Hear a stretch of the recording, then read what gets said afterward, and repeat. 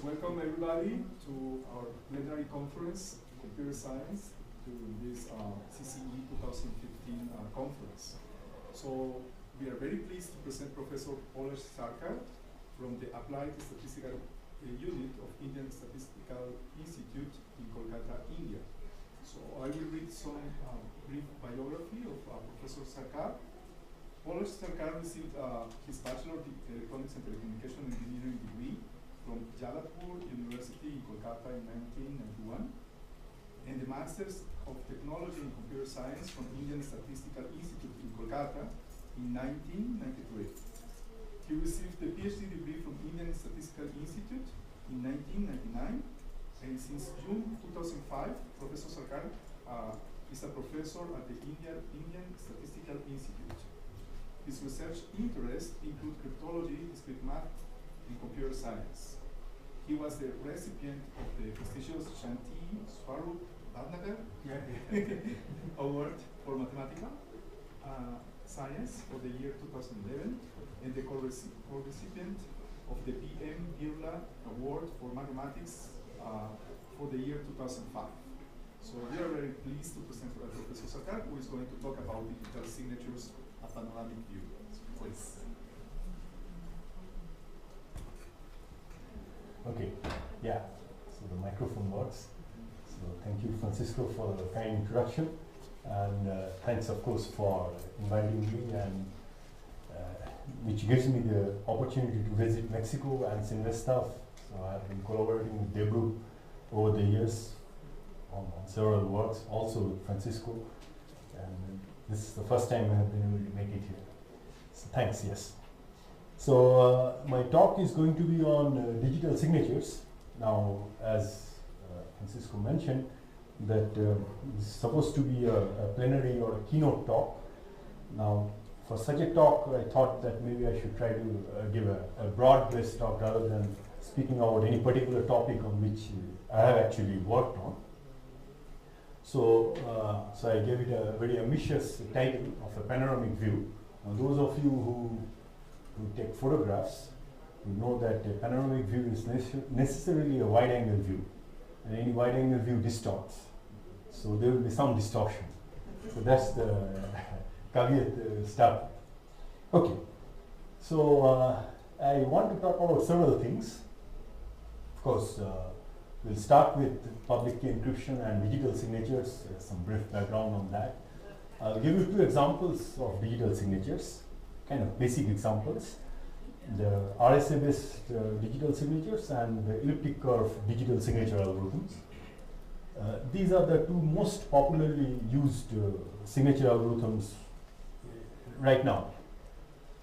We'll talk about how digital signatures actually work in the internet, which will bring up this idea of public key infrastructure. And then comes Bitcoins, which is in the last 5-7 years is the most interesting application of practical application of digital signatures that have come up. So I'll spend a few slides talking about Bitcoins a bit, also to emphasize how Bitcoins avoid using public key infrastructure. So this first four topics would be kind of a generic overview kind of thing. The next two is going to be more academic oriented. So if there are people here who would be interested in taking up research in digital signatures, for them I'd like to say something. So this will be more academically oriented. And well, if you're not really into, if you do not really want to get into digital signatures, this would be a good time for you to take a little nap. I'll wake you when we come back to the more interesting things about e-commerce and law and Information Technology Act and so on. And then I'll try to finish off with some real-world attacks on PKI. Some things, how PKI has actually been attacked. Well, by essentially bypassing the cryptography that has been put there. So that would be also this. So these two things should be of more interest. Okay, so let's start with the background. So the background science, of course, is cryptology, and broadly speaking, one can think of two basic tasks. encryption and authentication. And I mean, if you're already a cryptologist, you know this. But if you're not, then you may have heard of things called asymmetric key or public key crypto system. So two basic notions or two basic approaches to designing cryptography. These are very broad classifications. So one is this conventional or classical notion, which is secret or symmetric key crypto system, which was the only notion of cryptography until the 1970s. And in 1976, Diffie and Hellman came up with the seminal paper, New Directions in Cryptography, which gave this paradigm shift of introducing asymmetric key crypto system, at least in the public world. In the confidential world, in the government world, this was supposedly proposed earlier, but we need not bother about that. There are three things that constitute asymmetric key crypto system, three broad things: public key agreement, public key encryption, and digital signatures. I'll talk a bit about public key encryption and mostly about digital signatures. Public key agreement I'll skip for this talk. Now, this is not to suggest that public key encryption systems or asymmetric key crypto systems have superseded symmetric key crypto system. In practice, it's actually a combination of symmetric and asymmetric key crypto systems that are used. But for this talk, we won't be talking about symmetric key crypto systems at all. Okay, so here is a brief one-slide overview of what is meant by public key encryption. I'll try to explain this a bit for the benefit of some people who may not be familiar with crypto. The basic task in crypto, of course, is for a sender, so in this case Alice, who wants to send a message M to Bob. So this dashed line, this represents the transmission of the message M from Alice to Bob, and the requirement is, basic requirement is confidentiality. So you want to send the message across, but you don't want anybody else, typically called an adversary, to learn this message, and you do not have a means or a communication medium which is controlled only by Alice and Bob. So you have to send this message over a public, so-called public channel. So you have to transmit, think of this as a bit sequence which you have to send over a public channel, so that anybody who has access to the public channel can get to know this message M. Now, if you want confidentiality, you cannot directly send it, so you do it via this procedure. So apply a transformation called encryption on the message to produce what is called a ciphertext, which is sent across the public channel, and then that is decrypted by Bob to get back the original message. So these two, this encryption and decryption, these two transformations are inverses of each other, and designing these transformations constitute essentially the task of a cryptographer. Now, this encryption and decryption, these are parameterized by keys. This is a PK and an SK. In the conventional model of cryptography, this symmetric key crypto system, these two would be same and both would be secret. The paradigm shift proposed by Diffie and Hellman is that the encryption key can be made public, so anybody can encrypt a message, which would be sent across the public channel, and there is a corresponding secret key which only Bob would know, and this secret key will allow the decryption of the ciphertext to the original message. So this differentiating between the public key and the secret key, that is the most ingenious idea that was proposed by Diffie and Hellman, though they could not give a solution to it. That was given by Lewis, Shamir, and Edelman, the Rsa crypto system. So the receiver Bob has a public key and a secret key. The public key is published in a public directory, so everybody knows the public key, and only Bob knows the secret key. So this is how encryption works. And we look at digital signatures, which is what the content of this talk is about. Well, in a digital signature, the goal is different. The goal is not to obtain the confidentiality of the message. So the message, and Bob is not concerned about hiding the message. What Bob is concerned about, or rather what Alice is concerned about, is that Bob says, I mean, this is an instruction that Bob signs. So things like, so Bob tells a bank to pay some amount of money to Alice. So typically a check. Right? So you're not really bothered about the confidentiality of the check. Though that could be an additional concern, but that's not the basic concern when you sign a check. When you sign a check, what you really want to do is to be able to say that, well, Bob has signed the check telling the bank that you pay a certain amount of money to Alice. So how to do that in the digital world? Well, that's the basic, and that's what digital signatures try to capture. So when, again, there is this public channel, but here the message M is, and the goal is not to hide the message M. So you have two transformations, the sign and verify, well, two algorithms really.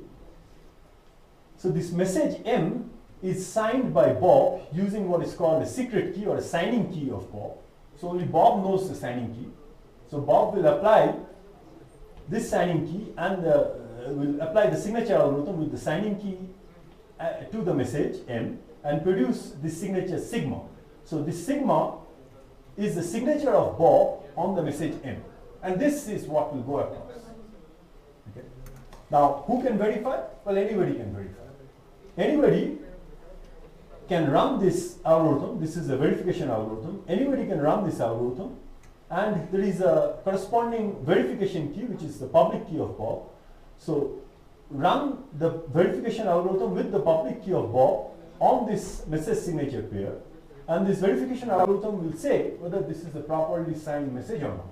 So the answer is going to be yes or no. Okay, so that's the goal of digital signatures, and I mean, as we can see, it's different from that of encryption. Now, in many typical scenarios, you require both. So both encryption and signatures, and there are ways of dealing with that, something called sign encryption. So maybe I'll briefly talk about it later. But the main goal here is to sign a particular message. So Bob signs a message, and that is done in this in the setting of public key crypto system, where there is a public key which is available to everybody, and there is a signing key which is available only to Bob. So a digital signature scheme will consist of three procedures. There is a setup procedure which generates the public key and the secret key for Bob. This public key is made public. It is placed in a public directory. Everybody gets to know it. There is a signature algorithm, a signing algorithm. Bob signs a message M using the secret key, using his secret key to obtain signature sigma. And Alice or any other party can verify the validity of this message signature pair using the public key of Bob. And for verification, no secret information is required. Okay. Now, when we talk about signatures, well, we are talking about signing a message. You know, a message can be long.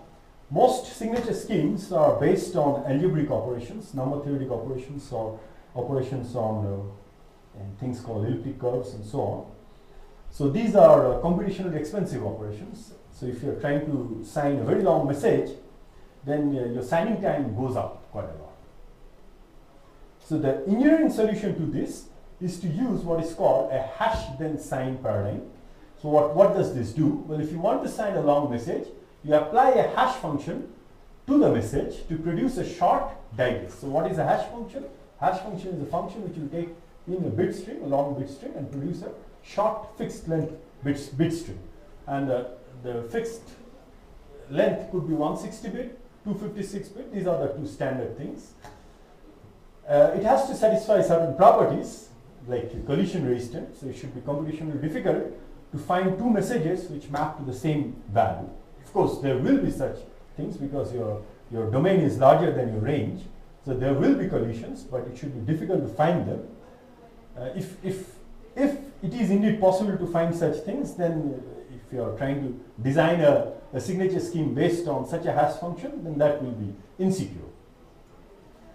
So the hash function, the function which maps this bit strings to short strings, must be collision resistant.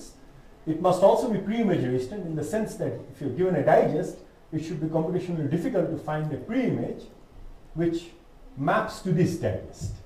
Okay, and there are some standards. NIST is this it's the standardization body of the United States. They have standardized certain hash functions. SHA-1 is no longer considered to be secure, SHA-2 is considered to be secure. It has two options of producing 256-bit digests or 512-bit digests. And very recently, NIST has concluded a multi-year competition to select a new hashing algorithm called SHA-3. So how the entire hash then sign paradigm works is, well, you have this long message, you hash it into a short value, and then apply the signature scheme on the short value. Now we come to examples of digital signatures. I'll talk about two examples, as I mentioned, the RSA and the ECDSA. Well, this is the basic RSA signature scheme. For actual applications, this need to be, and there are more details that would be required. So there are three algorithms for any signature scheme: setup, sign, and verify. In the RSA signature scheme, well, setup will be performing these operations, and it will come up with a public key or the verification key and a signing key D. So this E and D are two integers such that ED is congruent to 1 mod phi of n, where phi is the Euler quotient, which gives you the number of integers between 1 and n minus 1, which are co-prime to n. And n itself is the product of two primes, p and q. Well, two I put safe primes because there is a lot that needs to be said about how to choose these primes. And in addition, there is a hash function h, which maps bit strings. So this is the hash then sign paradigm, which would map bit strings to this set, 0 to n minus 1. So this is the verification key. This is made public, and this is the secret key, which Bob keeps to himself. How to sign? Well, your message m is a bit string. You first hash it to get an integer between 0 and n minus 1, call it y, and then just raise y to the power d. D is the signing key. So y to the power d mod n. Well, this is the signature. Signature on m is sigma. And well, verification is again, the message is not it's not a secret. So the person who is trying to verify the message can apply this hash function h to m and to get y, and accept if and only if sigma to the power e mod n is y. And this works because sigma to the power e is y to the power d to the power e, which is y to the power ed mod n, which equals y. This requires a bit of an argument. We'll skip that. So this is simple enough. And signing is essentially one exponentiation modulo n, and verification is also one exponentiation modulo n. So that's the computational cost of signing and verifying. And security, well, there is a lot to be said about security of RSA signatures, but fundamentally it is based on the assumption that factoring a suitably chosen composite number is computationally hard. So if you can choose your primes p and q's appropriately, then this decomposing n as p into q is hard.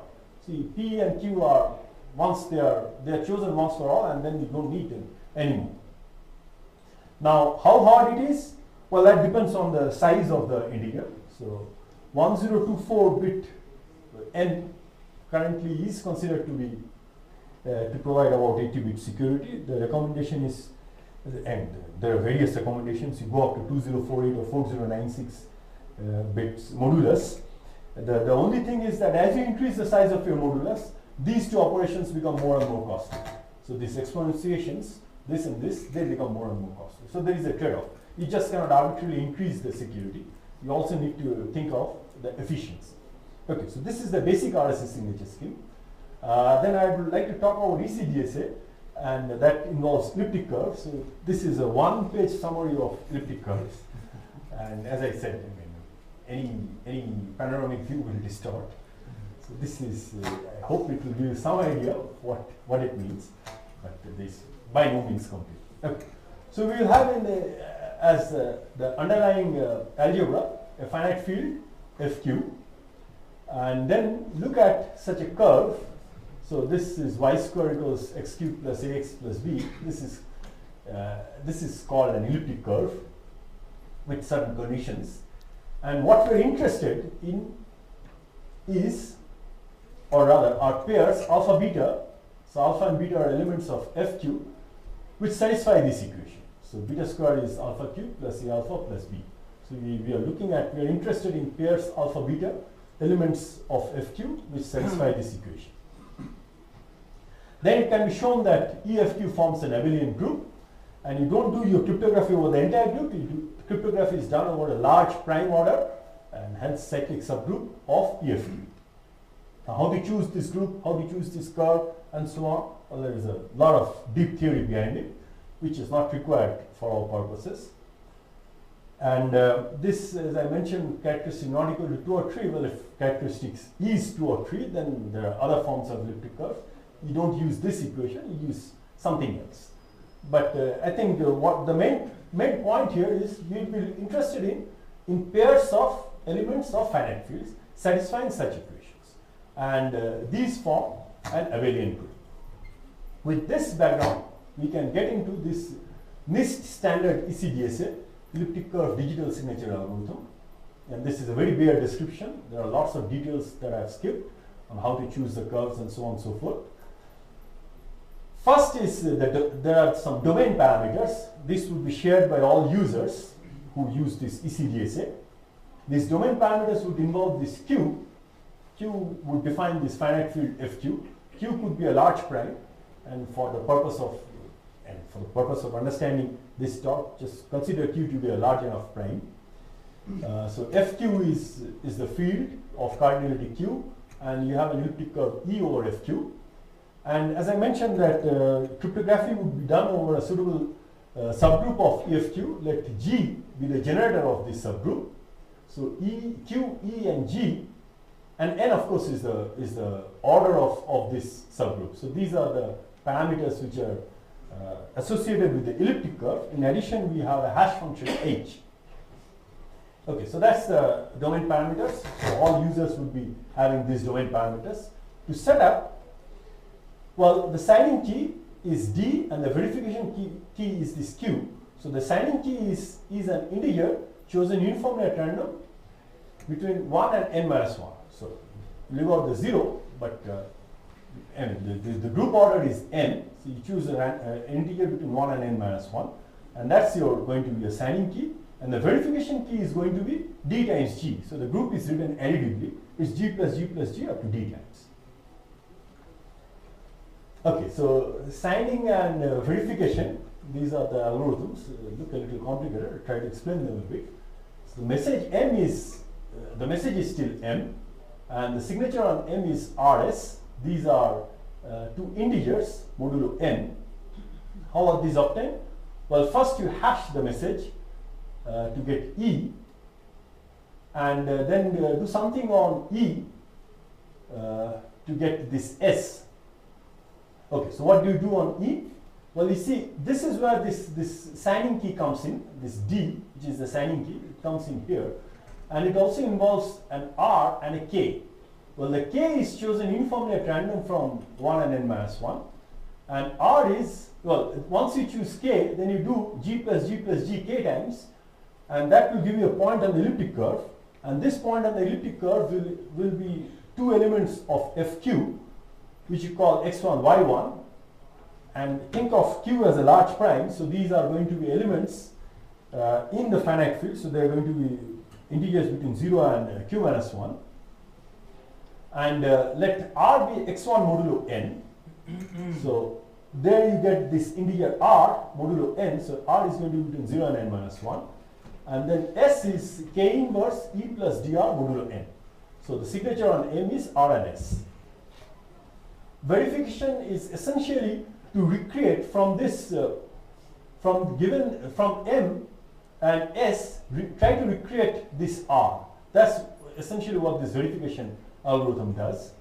So I won't get into the details. I mean, you can recreate this E, of course, by applying the hash function to M, and then do some computation to get this V, and V equals R. So your recreation of R has been successful. Then the message signature pair is accepted, else it is rejected.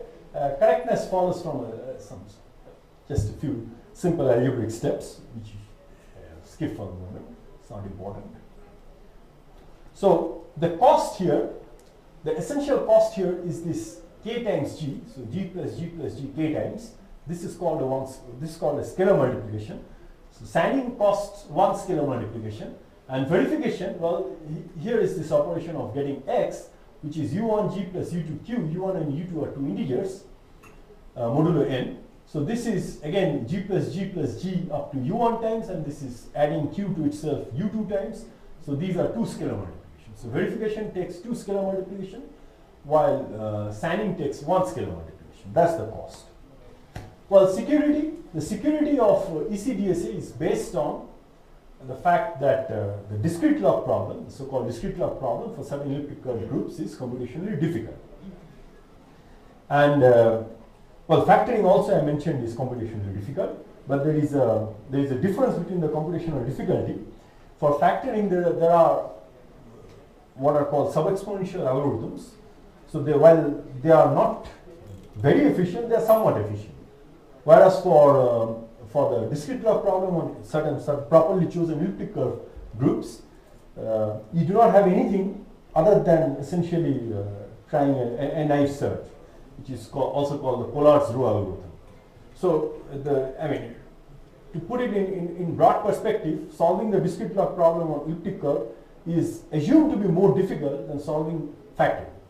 And very broadly speaking, that would be the current state of knowledge. And since this is considered to be more difficult, the advantage is that one can work with smaller size groups. So your Q can be much smaller than this 2048-bit RSA modulus. Hence, your keys, your signatures, etc., everything is shorter, and also the signing and verification algorithms are shorter. So if you have been using your net or anything, then as I'll talk about a little later, you probably have used the RSA signature, which is, I think, still RSA is mostly used, or maybe the ECDSA, even without you knowing it. It's not that we don't get to use it, we are using it without actually knowing it. Okay, now comes the issue of public key infrastructure. So how to trust a public key? As I mentioned that there is an issue that, so Bob wants, you can think of it as two ways, one in terms of encryption, the other in terms of signatures. So suppose Bob wants to send a message to Alice, encrypt a message and send it to Alice. So Bob will be using Alice's public key, PKA. So Bob is on the net, there is somewhere, Alice is somewhere. Okay, so Bob gets the public key of Alice, encrypts the message using Alice's public key and sends it, in good faith that Alice is the only person who can decrypt. Now, a classical man in the middle would be that if somehow comes in between Alice and Bob, and if puts out a public key, say PKE, saying this is the public key of Alice. Right? So how does Bob know? Which, that this is the public key of Alice, how does Bob determine that? Right. So if Bob gets PKE instead of PKA, well, he encrypts his message using PKE, but then Eve can decrypt it. So there is no security. So all the security, etc., this completely vanishes. In the context of signatures, so what Eve can do is, Eve can sign, well, Eve puts out a public key in the name of Alice, says PKE is Alice's public. Then she signs a message using the corresponding secret key and sends it to Bob. So Bob gets this PKE, thinks this is the public key of Alice, and verifies. Then what Bob gets is that he gets a message signature, and which verifies. So he gets a message signature pair, which shows to him that Alice has sent it. So unless he can trust that this public key that he is using, this actually belongs to Alice, the whole system fails. Right? So this is one of the fundamental problems of public key cryptography. So this is the man in the middle or woman in the middle, whatever you prefer. So Eve impersonates Alice. So it's just an impersonation attack. Puts a public key in the name of Alice and signs. So this is in the context of signature. So Eve puts a public key in the name of Alice and signs a message in using the secret key, corresponding secret key. And Bob verifies the signature using PKE, and he thinks is Alice's public key. So when can Bob trust that the public key is indeed that of Alice? Well, this problem has been solved using what is called a certifying authority. So you need an authority which is trusted by Bob. So here is a CA. What the CA will do is it will certify public keys. So Alice has a public key. Alice will send the public key to the CA. The CA is supposed to do a physical verification that this person is indeed Alice. So somebody claims I'm Alice. Well, that person is indeed Alice. The CA is supposed to do that physical verification, and then CA has its own public key and signing key. It will use a signing key to sign Alice's public key and send back what is called a certificate to Alice. The certificate will consist of many things, but essentially it is the signature of the CA on the public key of Alice. Okay. Now when Bob wants to communicate with Alice, Bob will ask for Alice's public key. Alice will send her public key along with the certificate that she has received from CA. Now Bob has the public key of the CA. So this must be an authenticated channel. So Bob somehow has to trust the public key of CA. So what Bob will do is Bob will use the public key of CA and then verify the CA's signature on the public key of CA. So this is the certificate, this is the signature of the CA on PKA. So Bob will use the public key of the CA to verify the CA's signature, which is cert A on PKA. If this verifies, then Bob has trust that this public key indeed belongs to Alice. And then Bob can do this usual send the ciphertext and use the public key for usual purposes. So this initial verification procedure is required. So the thing is, okay, so here is this in more details. So CA would have a key pair, public key C and SKC and so on. So the main thing is that Bob has to trust the public key of the CA. And if Bob trusts the public key of the CA and the signature algorithm is secure, then Bob will trust the public key of Alice. This is how things work. Now, there is an issue about management of certificates. So the CA is issuing certificates. The certificates are issued not for free, of course. This is a business model. So certificates have a cost and they are not issued for lifetime. They have a validity period. So the certificate is issued for a year and then it expires. Or maybe for some reason Alice could have lost her private key. Somehow it has become compromised. So then she informs the CA that this public key no longer works. Okay. This certificate is no longer valid. So Bob has to know that the certificate that Alice produces is fresh, that it is the current certificate of Alice. How will we get to know that? There are several ways of doing that. This is the certificate revocation list. So the CAs maintain what is called a certificate revocation list. So this is the list of all certificates that the CA has revoked. Now that has lots of problems. So the certificate designing proper certificate revocation list is a problem, and then there is a solution to it. This online certificate status protocol. So you can make an online query to the server and check whether the certificate is fresh or not. So each one of them will have its own advantages and disadvantages and so on. But there is clearly a need for management of certificates. So it's not, and certificates is not the end of the story. There is a clear need for management of certificates, and the entire thing is called public key infrastructure.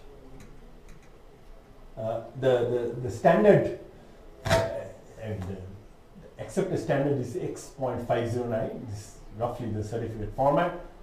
This has several things. The signature algorithm ID, so it could be RSA or ECDSA. I think these are the two standard algorithms that are used. And several things.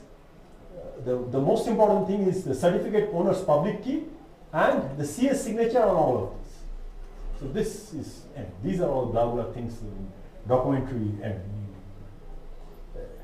kind of bookkeeping information. But the main thing is the certificate owner's public key and the CS signature on everything. These two would constitute the certificate for a particular user. Okay. Now, talking about public infrastructure wouldn't be complete without saying how it actually works in practice. So again, these are broad topics. Just summarize them into two bullet points. The transport layer security, and its predecessor was this secure sockets layer, and both are sometimes together called SSL. The goal is to create a secure channel between a client and a server. So how does TLS works? How does TLS work? Well, the client opens a connection to the server and then asks for the server's public key. Okay. So the server sends its public key and its certificate, and the client authenticates the server's certificate using the public key of the relevant CA. So this public key and certificate would have been signed by a particular CA. So the client would authenticate that. So the client could be a browser, for example. It would authenticate that certificate using the corresponding public key of the CA. Now once that is done, then the client knows it is working with, and it trusts the server. Now the server could also be asking the same thing from the client. Now once this mutual authentication has been established, what the TLS protocol will do is, what the client will do is, client will take a random value, encrypt it using the public key of the server and send it across. Well, then the server can decrypt it, get back that random value, and then both of them have the same random value. They apply some transformation to it to get a secret key, and then use symmetric key encryption to communicate. I mean, they have created a secure channel via this authentication and this transfer of secret. They have created an authenticated secure channel between the client and the server. Well, HTTPS writes piggyback on TLS. So this is an HTTP connection that is opened between a browser and a server. It uses TLS to create a secure HTTP connection. So your HTML code that is flowing across, it would first go through this TLS protocol. So TLS would do this certificate verification, and once that is done, well, then things are encrypted and sent across. So if you are using your credit card for some online transaction and so on, well, then you'd be using a site marked with HTTPS, and that would be using TLS to secure your connection. So as I said, that even if you don't realize it, I mean, digital signatures are there, and this part of this authentication of the server. I'll talk about two other tools. These are free tools, and one of the reasons I talk about them is that they are free. This GPG and Tor. Okay, so GPG is this GNU Privacy Guard. So this is a free tool which actually allows you to do this public key and signing, encryption, and so on. It gives you a lot of functionality. You can download it, you can install it, and then it allows you everything. This is compliant with OpenPGP. PGP is pretty good privacy. It was originally developed by Zimmerman, but I think now it's proprietary software, and this GPG is the counterpart, which is free, so you can get it. It allows performing message signing, encryption, decryption, and so on. It's generation of public-private key pairs. Okay, the other important application is Tor. The functionality of Tor is really to provide privacy or anonymous communication. It directs traffic through a volunteer network of several thousand relays. So if a particular user is browsing the net, so it kind of tries to prevent somebody from knowing which sites a particular user is visiting. Well, that's actually a different application. Now, in the context of, why do I bring it up in the context of digital signature, is for the following reason. So suppose you want to install Tor. Okay. So you have to download it from some site. So here is a site which says that this is my Tor script. This is the code for Tor. You download it, install it on your machine, and you run it as if it's Tor. But how do you know that that's actually the Tor, the original Tor algorithm? If somebody has a kind of like this man in the middle, somebody has put up a few software, a few programs saying that this is the Tor code, and once you download it, then there is no more security at all. So that's where digital signatures come in. The download site is this HTTPS. I put it in bold because they use this HTTPS connection. So it's a secure HTTP connection, and this is the actual site from which you can download the Tor files. Each download file has a GPG signature, And the signing keys are publicly known and can be imported using this GNU-PG. So if you do that, then you know that you're actually getting the original token, not something else. So even though the functionality is not really signatures, but without signatures, this, I mean, you cannot really trust the code that you have downloaded. And towards the later half of the talk, we'll see how this can be a problem. Okay, now that's the public key infrastructure. And that's the summary of public key infrastructure. Then I'll talk about bitcoins. Now, bitcoins is a form of electronic cash, or electronic cash would be the appropriate thing. And it has been, I'm pretty sure all of you would have heard of bitcoins. Now, this is actually an application of digital signatures. And that's the reason I want to talk about it. Also, one of the most interesting thing about bitcoins is that there is no trusted third party. So this CA, the certifying authority, that's a trusted third party.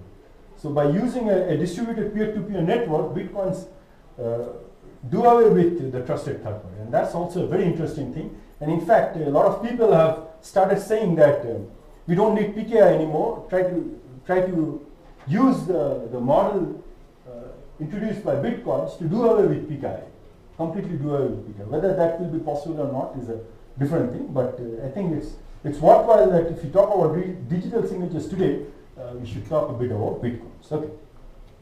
So what are bitcoins? You have essentially public keys, which are addresses, which are considered to be addresses. These are public keys. And they are created by a mining procedure. The actual mining procedure doesn't concern us too much. And well, there is some calculation which shows that most about 21 million bitcoins can be created. Each bitcoin is divisible into 10 to the power 8 parts, and if required, divisibility can be increased. So the amount of bitcoins is not a problem. And there is a financial and economic side to it. So if you have too many bitcoins, then there could be inflationary measures and so on, things that I do not understand very well. But if required, it can be increased. So you have a total number of bitcoins is fixed, but each bitcoin can be divided as many times as you want. So the amount of currency is not an issue here. Okay, so bitcoins are owned by public keys. So the important thing is transfer of ownership. So one public key owns it and wants to transfer it to another public key. Now, how did this original public key come to own it? Well, because of some other transaction. Well, one transaction would create it and then it would get transferred. That's how money rolls. It's created by a central bank or something. There is no central bank here, of course. It's created and then it's just transactions. So transaction is the transfer of a bitcoin from one public key to another. Then what you do is, well, you sign the current owner, which is the public key, it signs a hash of the previous transaction, so this transaction record, it signs a hash of that, and the public key of the new one. So you take the previous transaction and wants to transfer it to somebody else, takes the public key of the new owner, hashes that using one of the hash functions. Well, it uses SHA-256 for hashing, and then whatever the digest that is obtained, it signs that. So it signs and then it signs, and well, that's the transaction, and that tells, well, now the new owner is this new public. So it's also an anonymous network. You don't need to identify yourself, and that's one of the criticisms against bitcoins, that it could be used for illegal money, black money, smugglers, and so on. For good or bad, for our purposes, it's just public keys which own bitcoins and transfer. Transfer of bitcoin is essentially a digital signature protocol, and bitcoins use ECDSA for signing.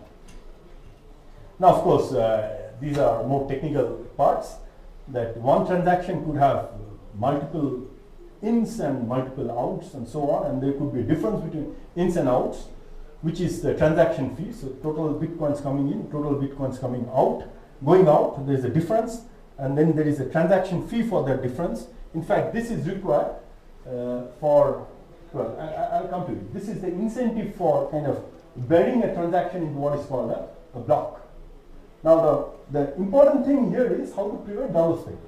So I am the owner of a public key. I am the owner of a bitcoin. I have a public key. I want to give it to somebody else. So I sign it with, and sign this, there are say public key, one public key to which I send it, transfer ownership by signing the public key of this owner. Now I could also do it for another public key. Right? So I could be double spending the same coin. So the main question is, how do you prevent such double spending?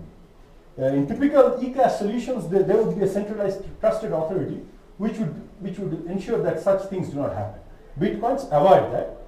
The Bitcoin protocol avoids that. They use two concepts. One is this notion of a proof of work. The other is a peer-to-peer network, a distributed network. Okay. First, let's look at what is called a proof of work. So a central concept in Bitcoins is, well, first is transaction and then a group of transactions, which is called a block. And blocks are chained together. So you have a first block, and then the entire information in this block is hashed. This hash value is plugged into the next block, and that entire information is hashed, and that hash value is plugged into the next block, and so on. So you create what is called a chain of a chain of blocks. Now the proof of work is in creating this hash value. The goal is to create a hash value of a special form. The special form is that there should be a certain number of leading zeros. Now if you apply a hash function such as SHA-256, what you will get as digest is kind of a garbage. It's a random looking value. It won't come out with a certain number of leading zeros. So you have got to hash that repeatedly using a slight tweak. That tweak comes via what is called a nonce. So the block itself will have embedded in it a nonce, and you keep on incrementing that nonce, so the block slightly changes and keep on hashing it, and you do it until a desired number of leading zeros come. So who would be doing this? There would be nodes, as I said, there would be a distributed network, and each node would be doing this. This is called block mining. It's also called solving the hash value. And why would a node do this? Well, the incentive for block mining is that the miner gets the transaction fee. So the node which first gets the desired number of leading zeros would get all the transaction fees in the transactions that constitute the block. The original mining of bitcoins is a similar process, and to ensure that there are not too many bitcoins entering the system, the return for creating a new bitcoin has a diminishing incentive. So there is a calculation which shows that how it will go, and then that's how you come to this figure of 21 million bitcoins. Now, doing away with the trusted authority is via using a peer-to-peer network where you have nodes, and all nodes keep complete details of all transactions. Now, of course, there are some engineering issues of how much information you need to store and so on. So maybe you can do away with old information, but essentially nodes keep complete details of all transactions. And once a transaction is created, it is broadcast to the network, and nodes group them into blocks and chain it into blockchain. And once a blockchain once a new block is solved in the sense that hash value with the leading number of with the desired number of leading zeros is created, this block is then broadcast to the node. So again, all the nodes get the same block, and then they keep on increasing the blocks. So transactions are considered valid when they are embedded into blockchain of a certain depth. So they are not immediately considered valid. So they have to get embedded into a blockchain of a certain depth. And ownership of a coin can be verified by querying the network. So you query the network, you get to know who is the current owner. The double spending is avoided by maintaining a public history of all transactions, and majority of nodes agreeing to which of the two transactions is the first one. So if you have double spent it and you have sent it to the network, then ultimately it will get detected that this Bitcoin was owned by this particular public key, and it has been spent twice. So the nodes would get to detect it, and the resolution would be the majority of if the majority of the nodes say that a particular transaction is the proper one, is the first one, well then that's the transaction that would be taken. So this is a disincentive for a person who is trying to do a double spending. Now of course one can also think of trying to solve this blockchain or working backwards, but working backwards across the blockchain has a lot of computational cost. So it's more feasible for the adversary to actually participate in the network, to use its computational resources to participate in the network and create blockchains rather than defeat the system. So anyway, this is a brief summary of Bitcoins, and the main important thing here is that the ownership of a coin is transferred via a digital signature, which is essentially the ECPs. Okay, now is this bit of formalism part. So unless you are very specifically interested in digital signatures, you can take some rest. I'll again wake you when we come to the more interesting part about e-commerce and a bit of law. Okay. Now, formalism is formalism in cryptographic designs is a movement which started in the 90s. There was a concerted movement. Well, of course, the first person to formalize was Scott Shannon way back in 1946-47. But other than that, and as a general movement of trying to formalize what is meant by security of different cryptographic constructions, that started somewhere in the 90s. The goal is, well, here is a cryptographic functionality. I want to say what it means for this to be secure. That's the first thing we'd like to say. So can I pinpoint a definition? This is the definition of security. And then the second thing is, well, now I have a definition. Can I have a construction which satisfies this definition? So construction, so the second point is to get a construction. The third point is to show that this construction satisfies this definition. Well, that's what is called a proof of security, which is essentially a reduction type proof. So if you are working in digital signatures currently, then if you want to propose a new signature algorithm, you'll have to come up with a construction and along with it a proof of security. Otherwise your paper won't be accepted. It's just that, right? Yeah. So it's, if you have any plans to work on digital signatures, at least in the academic domain, then you have to be familiar with some amount of formalism. Okay, so what would be a formal security definition? What does it mean to say that a digital signature algorithm or digital signature scheme is secure? This is modeled by what is called an adaptive chosen message attack. This is a game between an adversary and a simulator. So there are two parties. One is the simulator, the other is the adversary. The goal of the adversary is, of course, to be able to forge a message signature pair. And the simulator would kind of play the role of a genuine user. Okay, so what does the simulator do? The simulator runs a set of algorithms to generate signing and verification keys. Okay. And then gives the verification key to the adversary and keeps the signing key. The adversary, okay, so what the adversary can do is, adversary can query the simulator. So it's a chosen message attack. So the adversary can query the simulator on messages of its choice. So it says, okay, give me the signature for this message. Gets back the signature. Then it says, based on this message signature, it says, okay, give me the signature on another message. Gets back the new signature and keeps on doing this for several times. So some bound on the number of queries it can make.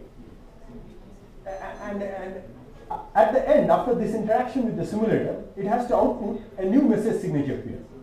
And wins if the message signature pair passes the verification with the generated verification. So this is the forgery. I mean, the adversary is trying to forge a signature. It's trying to come up with a message signature pair which it has not seen earlier. And to aid in that, the adversary is allowed to query the simulator on messages, adaptively on messages of its own choice.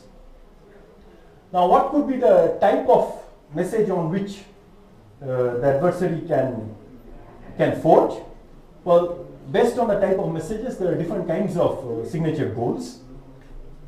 The first one is this notion of existentially unforgeable. So if the probability of the adversary winning this game, so this is the game, outputs a new message signature pair. There is no constraint on the message. Any random looking message and a corresponding signature, if it can come up with such a message signature pair, then it wins. Well, this kind of forgery is called an existential forgery, and it is existentially unforgeable, if the scheme is said to be existentially unforgeable, if the probability of the adversary winning the game is small. Now, in a different model, the adversary could be, the adversary could say that, okay, I will forge on a particular message. This is called selective forgery. The adversary at the outset chooses the forgery message before receiving the verification. If the adversary can win if the adversary cannot win such a game, it's called selectively unforgeable. Universally unforgeable is the, okay. Well, this is universally forgeable. If the adversary is able to force signatures on any message, so it cannot force signature on any message. And a complete threat is if the adversary is able to recover the signing key, then of course it can sign any message of its choice. That's the complete break of the signature. So these are the four kinds of security notions that one would associate with the signature scheme. And if you can show that a signature scheme is existentially unforgeable under chosen message attack, then it's said to be, then you consider it to be secure. So that's kind of the primary goal of showing a digital signature scheme to be secure. Then how do you actually show that a scheme is secure? Well, the argument is essentially a reductionist security assurance. So the argument goes like this. If some problem pi is computationally hard, then the main protocol is secure. You have to show such a statement. You have to prove such a statement. Now, along with some problem pi, you could also say some smaller protocols are secure. Also, you can make some, and the proof may require to make some additional assumptions, such as random oracle, assuming the hash function to be a random oracle, which is essentially a uniform random function, and so on. But the main goal is, if some problem pi is computationally hard, then the main protocol is secure. Can I prove a theorem such as this? And the proof would go via what is called a game sequence. So the original game is this game G0, and then you have a final game Gk, and Xi is the event that the adversary is successful in game Gi, and we look at these differences. This is the original success probability of the adversary, and it should be very small here, and these differences should also be very small. So the target of the proof would be to show that, to design such a sequence of games so that this is small and these differences are also small. So this goes for all these proofs essentially have this structure. So this G0 is the game which defines the security of the protocol. So the advantage of the adversary is the probability that A wins in game G0, and Gk is designed such that probability A wins in Gk is small, and then Gi minus 1 and Gi do not differ too much. So whether the adversary is playing game Gi and Gi minus 1, that shouldn't be noticeable to the adversary. I mean, the difference between this probability Xi minus 1 and probability Xi should be upper bounded by something, some quantity which is small. Okay, that's the kind of the structure. And what are the goals? If you come up with the signature scheme now, what would we be aiming at? Well, one of the aims is to get a short signature. Your signature size requires bandwidth. So if your signature is short, you can show that this is a very short signature, then it requires less bandwidth, and that's a desirable goal. Of course, sizes of verification and signing keys, this is also important, especially if you are doing your verification using a smart card, right? Or you're signing using a smart card, then your signing key, having your signing key to be small, because you'll be storing it on a smart card. So designing a signature scheme which has small signing keys. Verification is done by server. So having verification keys to be small is a goal, but not that important a goal. Typically, short signatures and short signing keys are two of the most important goals. And of course, you want fast signing algorithm, fast verification algorithm, and so on. And from the point of view of security, you should be able to base the security of your scheme on some well-studied, standard computationally hard problem. And then when you do this, if pi is hard, then your scheme is secure. This should be tight in the sense that, well, the probability of breaking your scheme is upper bounded by the probability of being able to solve the hard problem, and then that should be almost the same. There shouldn't be big difference between these two problems. And then whether you use random oracles or not, that's also an issue. So these are more technical issues. Now, starting from the year 2000, when Anto Zhu, he introduced this notion of bilinear maps for designing cryptographic protocols. Previous to this, bilinear maps were used for solving the discrete log problem of certain kinds of supersimilar elliptic curves. So Zhu was the first person to show that these maps can be used for designing cryptographic protocols. And this has become the main tool for a lot of the currently proposed signature schemes. So I'll talk a bit about that. So E is a map from G1 cross G2 to GT, where these three groups are of the same prime order P. And practical examples arise from elliptic curve groups.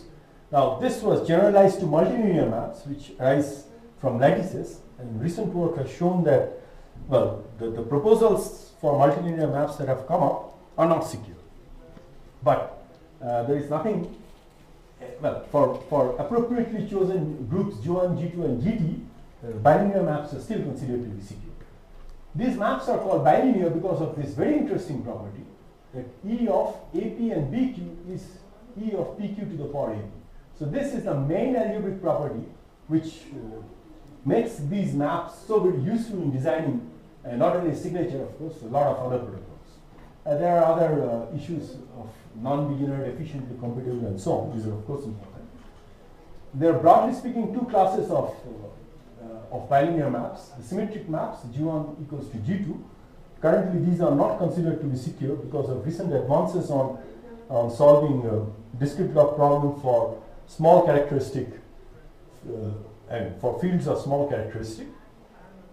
For asymmetric, one would look at type 2